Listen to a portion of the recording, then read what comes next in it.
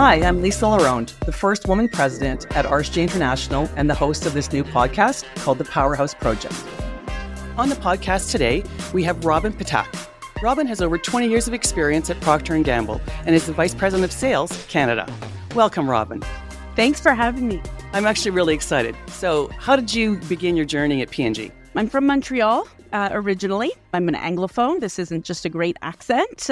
And I made the choice to go to Western for university. So I wanted to study business. They had an incredible business program and got recruited between my third and fourth year and started an internship over the summer in Toronto and fell in love with the company and the work and, the culture.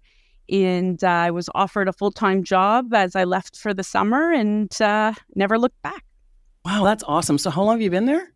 Coming up on 24 years. Oh my gosh, that's craziness. That's awesome. That actually says a lot for the company. I know that you're very passionate about empowering women and in leadership, or I guess in all roles. And I'm assuming that P&G has a similar culture philosophy. Would that be accurate? Absolutely. About 8 years ago, when I became vice president, I actually took over as executive sponsor of our women's network. So we do have a thriving women's network. It's been around probably 20 years or so. And it's our largest diversity network at P&G Canada. We celebrate International Women's Day, support programs like Forward Together Toronto. It's an incredible place to work and really see the women of P&G thrive. That's awesome. So the Forward Together, I'm actually excited that I'm going to be a panel member. So this is the first time I've actually heard about it. It sounds like an awesome opportunity for me, at least on the panel. Yeah. So about 10 years ago now, one former and one current P&Ger got together over a cup of coffee and talked about how do they reward, recognize, celebrate the incredible potential in our organizations. And they rallied around a number of Canadian companies, non-competes. We've got Pepsi and Starbucks and Amex and TELUS, Canadian Tire, to bring together speakers and engagement programs to reward and celebrate women. And so we have a flagship event every year in April. And we bring phenomenal women from the industry, from outside the industry, from entertainment together. And it's an incredible day of connecting. That's awesome. I'm actually very excited, very honored, very humbled to be part of this panel. I wish we had more events like that to celebrate women. I really feel, I know from coming from the construction industry, one of the things that we struggle with is actually just getting women recognized. I recently met the CEO of Fowler Construction. This is in Northern Ontario. And I had no idea she had been the CEO. And I'm like, it's interesting how we don't recognize more women in leadership positions. And I know there's not a whole ton of us, but it would be so nice to be able to have this ability to connect, build our own communities. I really believe that this is an important part of highlighting women. So I think you've done an amazing job. Can you just tell me a little bit about, the world of the grocery retail? Yeah, sure. So, we have sales teams at P&G that sell across the country in Canada. We sell our strategies. We listen to the strategies of our retailers to really understand what they're trying to achieve and how they're trying to delight their shoppers. And then we come together on plans to use our brands in order to delight their consumers, drive traffic, and drive top-line sales and business for both companies. So it's a very diverse canvas of Canada across the country, but tons of opportunity. And I will tell you, I started 24 years ago on the Loblaws business, and now I'm working kind of coast to coast, multiple customers. The landscape has changed significantly. You see many more women sitting across from you in the grocery industry. Still lots of representation to happen, but it's certainly a more inclusive, respectful environment than it was a quarter century ago. Oh, that's amazing. I'm sure you've seen lots of changes. So how have you been empowered along your journey? It might seem like a circular answer, but I've been empowered with trust. So when I took over this role and was promoted into this position, my manager trusted me implicitly. Okay. I'd never done the job before. I'd never led a big team. I had never touched certain facets of the business. but there was an immediate trust that came out of the gate. And I felt so empowered to make decisions, to bring in change, to lean in to certain, decision or choices. And it fueled. I got the results and it fueled more trust. And I would say I've been empowered since day one, but it was the trust that really kind of opened the doors to what was possible. So has your journey always been reasonably easy, or were there struggles along the way? Listen, I say I had 8 careers at P&G because you change every few years your assignments. And I've learned and grown in each one of those assignments, whether I had chosen those or not. They were certainly a growth opportunity. What I would say is about halfway through my career, I looked up at the organization above me and didn't see a lot of me. I didn't see a lot of mothers. I am a mother of 3 girls, actually. And I didn't see dual income families, 2 working parents. I just didn't see that. And so was it challenging? Yes, because it was unclear where I was headed, whether that was something I aspired to or not, because I couldn't see myself there. So that, I think, was challenging. Fast forward to where we are today, it's a completely different makeup, all shapes and sizes, tons of diversity. And I think for women coming up through the organization to see, I always say, I don't want much, I just want it all.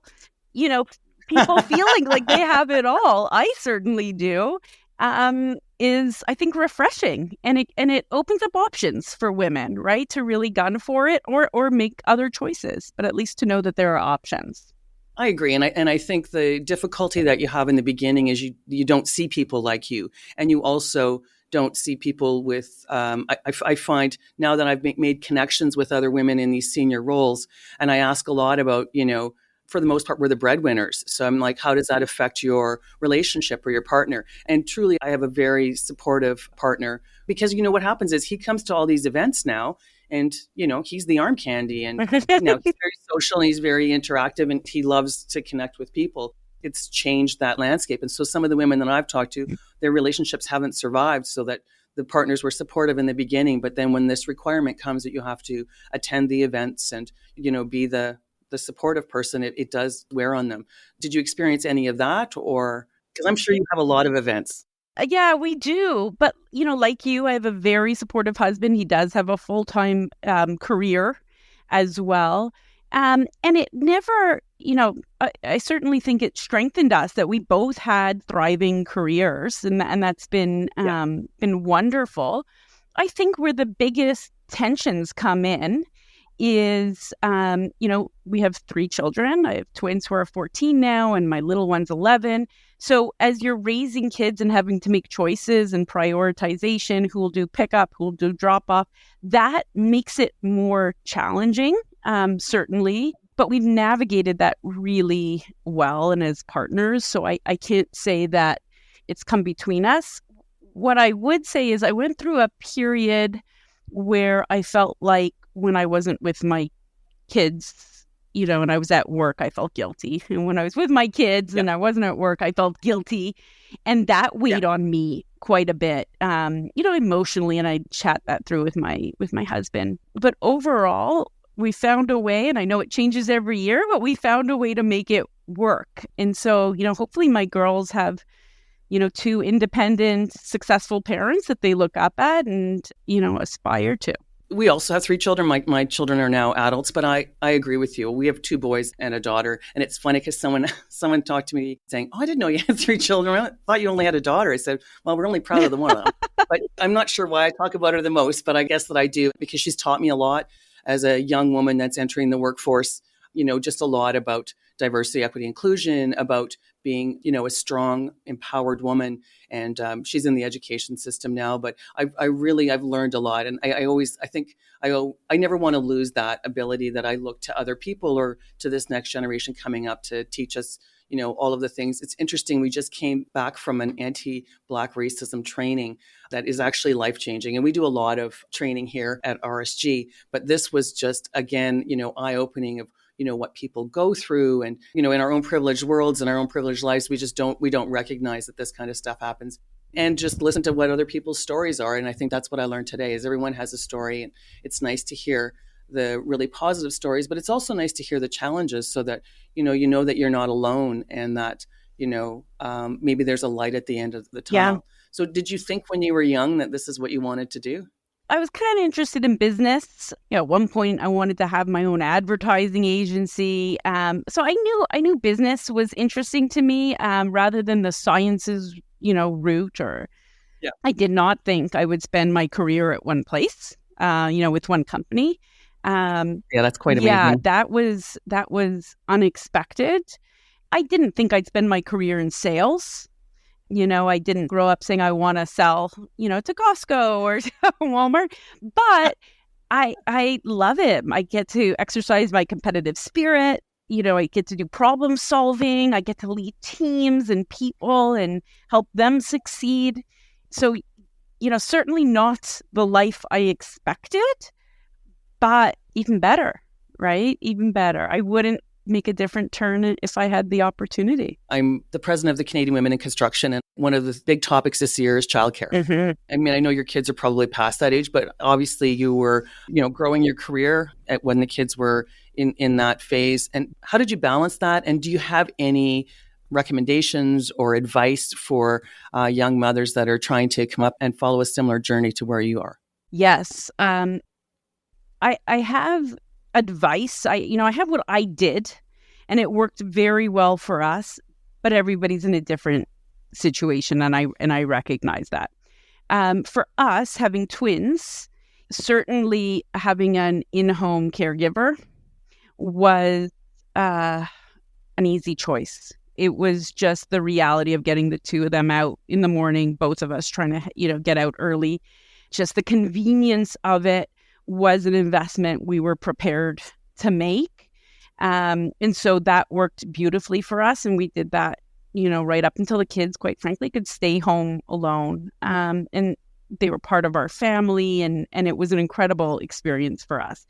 I recognize some other people prefer the socialization that comes with daycare and getting up and out. There's pros and cons. For us, though, it was a very quick decision to do caregiver. And it worked so well that we continued it. So the other way I balanced it was I was about 11 months into my maternity leave with the twins. And I recall picking up the phone on a walk and calling my counterpart in HR and saying that I wasn't ready to come back full time. I loved this period in my life. And I couldn't imagine stepping back into, what I'd been doing before wholeheartedly when, half my life was at home. And I requested to come back on a reduced work week. I knew I was still aspiring to grow in my career. I still wanted to have challenging roles. I still wanted to get promoted, but the stakes were too high not to speak up, because I knew time would pass and I'd never get it back. And thankfully, P&G accepted it. I did 3 assignments at 4 days a week. On my 4th day, I took my kids to music classes. I did the grocery shopping. Whatever I needed to do so that I could be a full-time mom when I was home and a full-time employee when I was at work. And I did that for about 8 years or so. Oh, wow. And then I stopped and came back full-time when I got promoted to vice president, which was so exciting. So I was really clear with what I wanted. I didn't want to be on the mommy track. Yeah. I really wanted to continue to grow and have juicy roles and learn.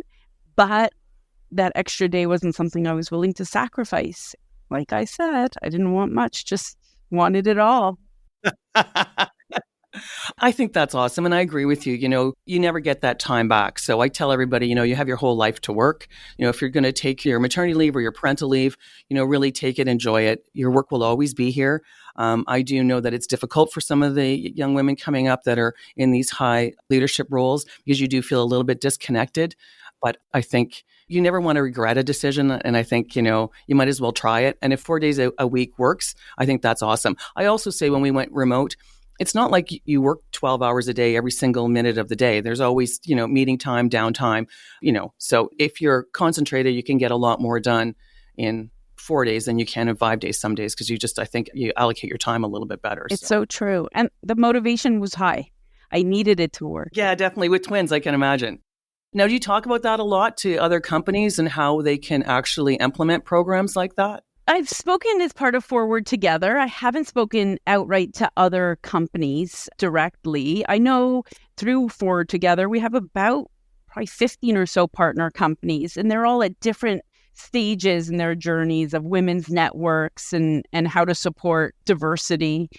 And I certainly share my story openly wherever I can. I do hope that women find their voice and speak up for what they need. And then, frankly, when they get to leadership positions, they'll be able to pave the way to make it even easier. I agree. For those to speak up. Yeah, we actually we offer parental leave, and one of our young PMs, or maybe he was a contracts manager at the time, he actually just took 6 weeks or something. But the talk was like, he's taking 6 weeks. Like, why is he taking 6 weeks? And this was his second child. And I started to talk to my senior leadership team saying, we need to promote this. Like, we need to say, look, this is what he's doing. This is why the benefit's in place. I can't remember his name, but he was co-founder of Reddit. And he married the head of players. Yeah. Alex. Yeah. When they had their first child, he took whatever, I think it was a 3-month parental leave. And he actually said, it's not enough to offer the benefit. You actually have to take it so that your employees know that it's okay to actually use this benefit. And that's always resonated with me, to say, you know what, we need to lead by example. We need to take our vacations. We need to talk about our vacations.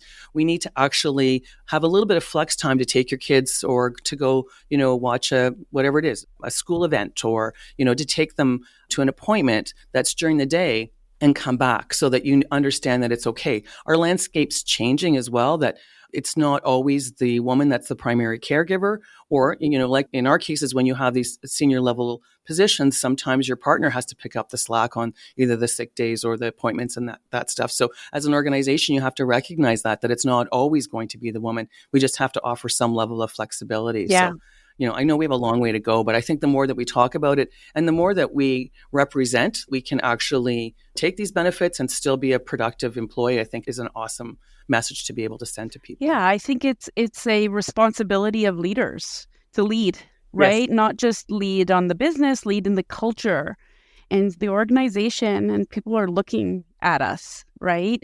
Yes. And we have to, be sensitive to that and make sure that we're doing right, not just by ourselves, but by the messages we're sending. It's interesting. I had one of the ownership group actually recommended that I get an executive assistant, and I fought against it. I was like, nope, I can do it myself. I like control of my calendar, schedule my own. I just don't want to do that. And he actually said to me, you know what, Lisa, you got to remember that people are looking up to you. And if you're saying, I can do all of this on my own, I don't need any help, that's the message that you're sending to your team. And I was like, that's a very, very good point. You got it. It was the best decision right? I ever agreed to. Oh my gosh, she was on holidays last week. I was like, I'm lost. Yeah, it's been awesome. But I think that's a really important message, that we need to model the behavior and ensure that we ask for help when we need help. Ensure that we actually say we're overwhelmed or we're stressed, and we need to unwind. My CFO is actually on vacation this week. She just left today, and we have a lot of stuff happening in the organization. And I was talking to her last night, and I'm like, okay, you need to disconnect. Mm-hmm. And she goes, no, I'm going to schedule some more time. I said, you know what? You just need to disconnect. It's a week. If we can't survive without you for one entire week, the blame is on me. We're not set up for success. So you need to not take that on, and you need to relax. Yeah. So it's only half a day. I'm hoping to make it through the full day without calling her. So Good for you. That is one example where I do feel I role model, and I was just joining a new team here. And I shared with everyone, on vacation, we often find ourselves checking email and then telling ourselves, it makes me feel better, because then I know nothing's blowing up and nothing's, happening. But what I was finding on vacation is I was checking email, even if nothing was blowing up, because it usually doesn't. Exactly. You were seeing the work coming in, the questions being asked, the questions being answered, maybe not how you would have answered them. You still get pulled back in. You lose all mindfulness for your vacation. Yeah. even if you do nothing, even if you actually do nothing. So I've told my team I do not check email. I've moved my email icon to the back page of my app. And I said, if you need me, text me. If you have a question, text me. I'm always happy to take a call. And that way, that's a gift to me, knowing you'll text me, because that way I don't have to check my email. And I feel completely unleashed. And I encourage, everyone on my team to try and do the same.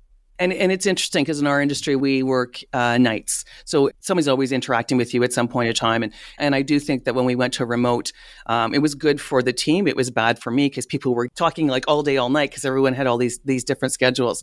But not last year, but the year before, we ended up going to Singapore and then to Bali over the holiday period. And so we don't shut down, but it gets really, really quiet, through the December 25th, 26th, 27th, that kind of thing. And that was the first time that I've ever actually disconnected to that level. And I came back, I was like, I'm rested and relaxed. And I was like so shocked. And I agree with you. I think if you and I've always said, I'm available, call me, text me, I'll always be there. But I think that's great advice not to check emails. I just want to ask you, how do you think we can get more women into the C-suite? Again, a circular answer, but representation, right? There will be the first that break down the barriers. There will be the first, then there will be the seconds, but then it all starts to happen. You see women making decisions about who gets into the C-suite, women giving each other opportunities, celebrating the achievements of women, which we don't often do. And so I agree. Representation to me is the key to changing the future, right? Yeah. So I think we have to be very conscientious of it. And when we're not, what do we need to do to accelerate? How can we help? How can we support? Because there's probably some kind of myths in how we're calibrating or in how we're evaluating or supporting if we don't have representation in facing that. Yeah. The McKinsey report, they've been tracking this for years. Again, it's come back with, if you have a woman on your executive team, you're 30% more profitable than those companies that don't. So even if you're looking at it from a financial or a profitability standpoint, I mean, the stats are all there. So it is quite interesting that we don't have more women in the C-suite. But I 100% agree with you. I think representation is the key. Once you get some women in there, then it just, it snowballs from that effect. And then finally, I just wanted to ask if you could give your younger self some advice, what would it be? I was going to say it all works out, so don't stress. But you know what? I think stress is a really healthy part of what got me to where I was. I think there isn't one path, right? Don't limit yourself to one vision or path of who you can be and what's possible. I think I would tell myself, stay open to the opportunities where it feels right, where you can contribute, where you can grow. Those are the ones that are meant to be. So I think that's what I would tell myself. There's not just one path. I love that. Robyn, thank you so much for participating in this podcast. I just love you. I can't wait to see where you go. Thank you so much for joining us. Thank you, Lisa. Take good care. Find more information about our company, our guests, and more at thepowerhouse-project.com. and subscribe wherever you get your podcast.